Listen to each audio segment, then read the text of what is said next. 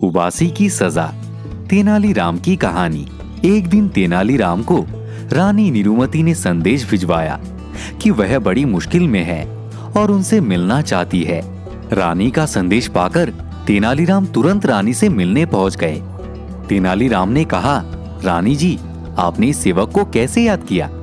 इस पर रानी नीलूमती ने कहा, तेनालीराम, हम एक बड़ी मुश्किल में पड़ गए हैं। तेनालीराम ने कहा, आप किसी भी तरह की चिंता बिल्कुल ना करें और मुझे बताएं कि आखिर बात क्या है।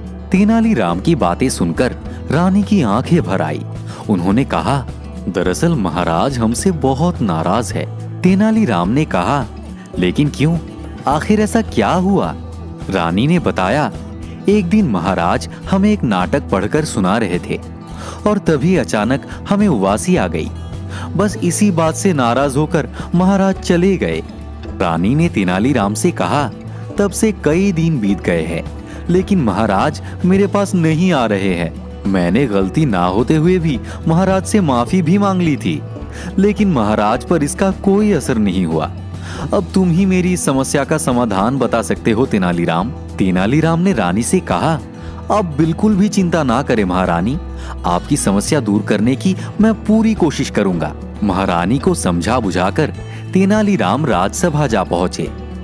महाराज कृष्णदेव राय राज्य में चावल की खेती को लेकर मंत्रियों के साथ चर्चा कर रहे थे। महाराज मंत्रियों से कह रहे थे, हमारे लिए राज्य में चावल की उपज बढ़ाना आवश्यक है।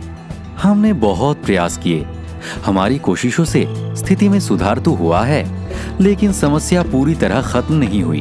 तभी अचानक तेनालीराम ने चावल के बीजों में से एक एक बीज उठाकर कहा, महाराज, अगर इस किस्म का बीज बोया जाए तो इस साल उपज कई गुना बढ़ सकती है।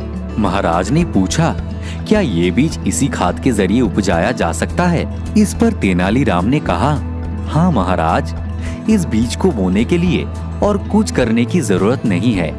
परंतु महाराज ने पूछा, परंतु क्या तेनालीराम?